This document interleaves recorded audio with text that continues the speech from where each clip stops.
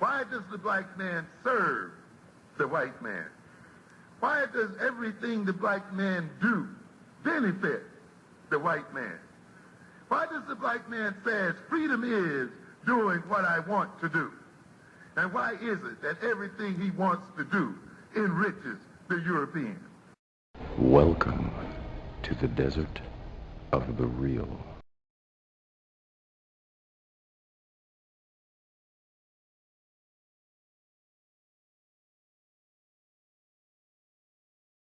I'm going to try to go to the actual article that I had written. I've written a blog on the BAIO Ning site. By the way, that's BAIO Afrikstan, which is A as in apple, F as in Frank, R as in right, IKSTAN, and then there's a 5, the number 5, .ning.com. BAIO Afrikstan5.ning.com. And the title of this show is Message to Ta-Nehisi Coates. We don't need Bernie Sanders or the U.S. government for reparations. All we need is the collective desire for land, infrastructure, and nationhood, and the political willpower to manifest that collective desire into tangible and concrete reality. Now, first I want to preface this whole conversation by saying that I'm a fan of Ta-Nehisi Coates. I think he's an excellent writer. The article that I'm responding to is the article that he did in The Atlantic, and the title is Why Precisely is Bernie Sanders Against Reparations? It says the Vermont senator's political imagination is active against plutocracy, but why is it so limited against white supremacy? And this is not to bash Ta-Nehisi Coates because, like I said, I'm a fan of his. I think he's a great writer. I think he's a valid voice in this discussion. And in fact, he did an article on the case for reparations a while back that I thought was an excellent article. It's one that I was actually passing around and, you know, using it as a part of my arsenal in the defense of a nation state. It wasn't like that was his take on, like that wasn't his conclusion that he came to in the article, but he laid out a really good case for reparations here in the United States of America. My personal position on reparations is that reparations means repairing a nation. For me, reparations is not just individuals getting checks, because if individuals got checks and that was the solution to slavery in America, then it would be just like it was on the Dave Chappelle show. You know what I'm saying? You have guys, you know, buying trucks and I'm rich, bitch, and all that stuff. That's what would happen if you gave individual checks right now. But if you're repairing a nation, then the reparations would be in the form of territory, land. Because if you're repairing a nation has to have land. So you would get land. Your resources and monies would go toward infrastructure on the land.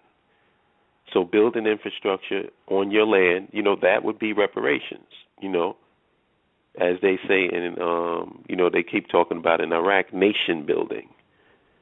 You know, when they say nation building, what are they talking about? They're talking about going and fixing the infrastructure that's been decimated through war. You know, in the United States, that's what they specialize in. They specialize in infrastructure. They love building infrastructure. And the reason why they love building infrastructure in foreign lands is because when you build an infrastructure, you control the land. It's that simple. You know, they like the hard infrastructure, you know, the roads, the highways, the pipes, you know, and the electrical lines and all that, you know, the stuff that we know about. But they also like the soft infrastructure, the agencies and institutions that you put in place to maintain that infrastructure. You know what I'm saying? So that's the reason why the United States loves infrastructure outside of America. You know, they're not really too cool with the physical infrastructure inside of America, because there's no money in that for them. That's just so that the citizens of your country could drive safely on the roads and be safe on the infrastructure. Who gives a shit about that, right? I mean, that's typically, United States is international. They're a global country. Their interests lie outside of their own borders. The people inside their borders can go to hell as far as they're concerned. And they've been pretty good at showing that. I mean, I don't think I'm saying anything controversial. I mean, bridges and everything are collapsing and crumbling. The roads is, all out of shape. They can fix that stuff or go about a project of doing that, and that could create a lot of jobs here in America. But the problem is we're not dealing with the robber barons, the people who helped build this country, who were actually patriots compared to the idiots that we have now. We're dealing with elites who don't have any allegiance to any country. They flip their money back and forth to whatever country, depending upon what is doing good at that particular time, what currency. So they have no allegiance to anyone but themselves. And they've managed to dupe the so-called patriots of America into backing and financing, them. I wasn't going to say they finance it, but really the people finance them. But back to Mr. Ta-Nehisi Coates. Oh, wait. First of all, back to I got my studio back. Thank you. So what I did is I linked the article in question, theatlantic.com. And like I said, the title of the article is Why Precisely is Bernie Sanders Against Reparations? Now, I want to read to you my response to him. I did a response. I said, message to Ta-Nehisi Coates. We don't need Bernie Sanders or the U.S. government for reparations.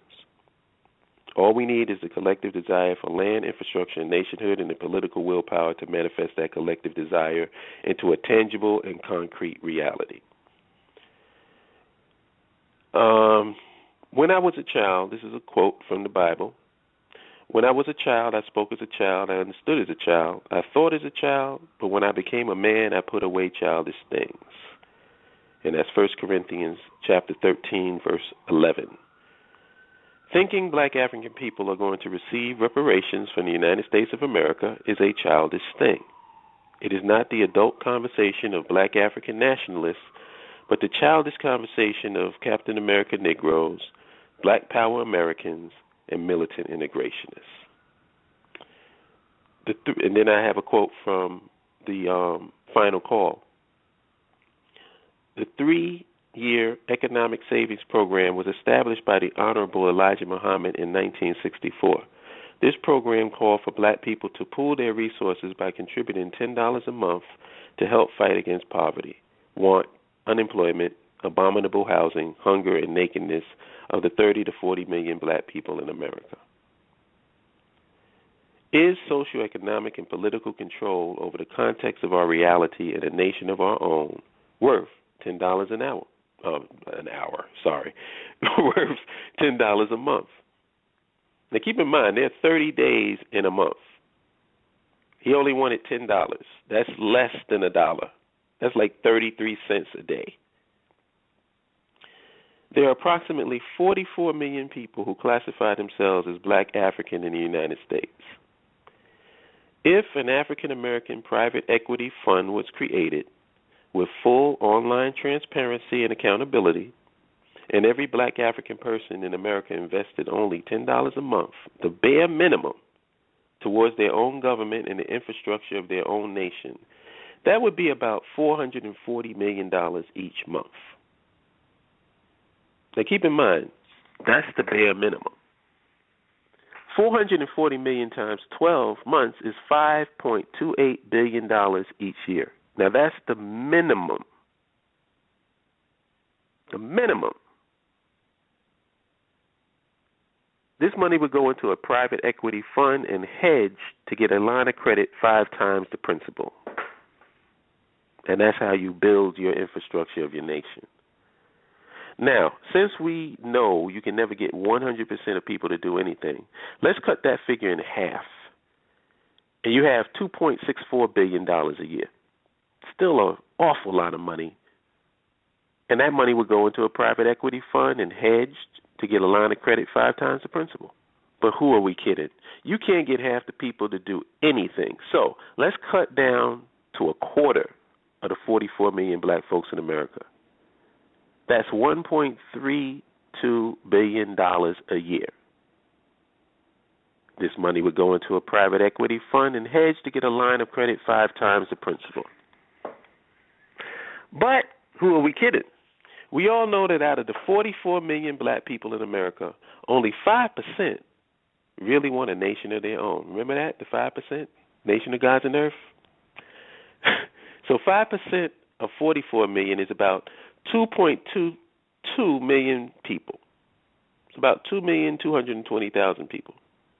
If all of them were investing the bare minimum, $10 a month, which comes out to like 0.3333 cents a day, towards their own government and the infrastructure of their own nation, that would come out to about $22.2 million a month, which works out to about $266,400,000 per year.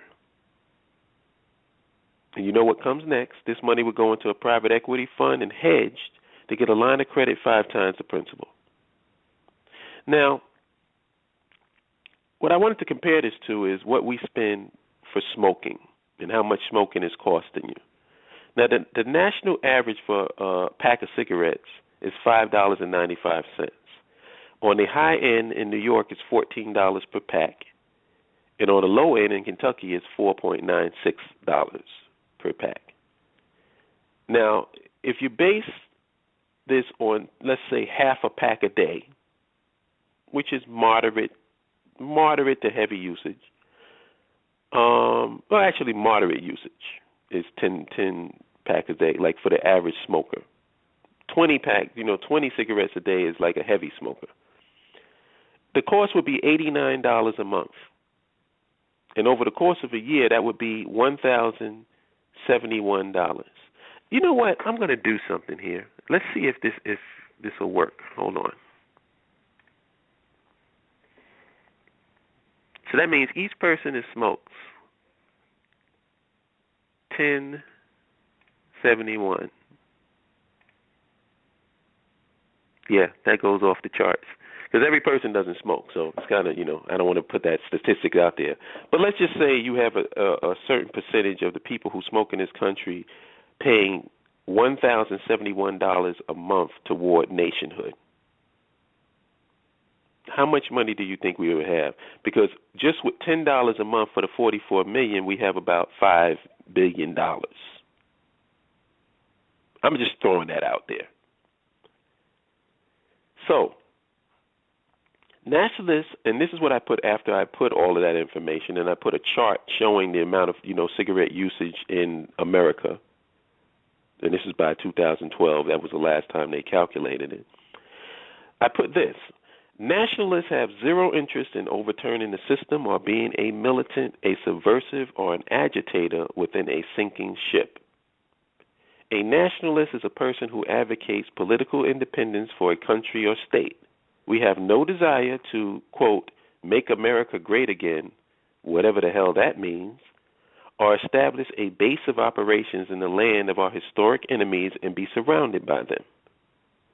We want to establish an independent nation state of our own on the continent of our ancestors for the victims, descendants, and POWs of the transatlantic slave trade scattered throughout the diaspora, living as second and third class citizens in foreign lands.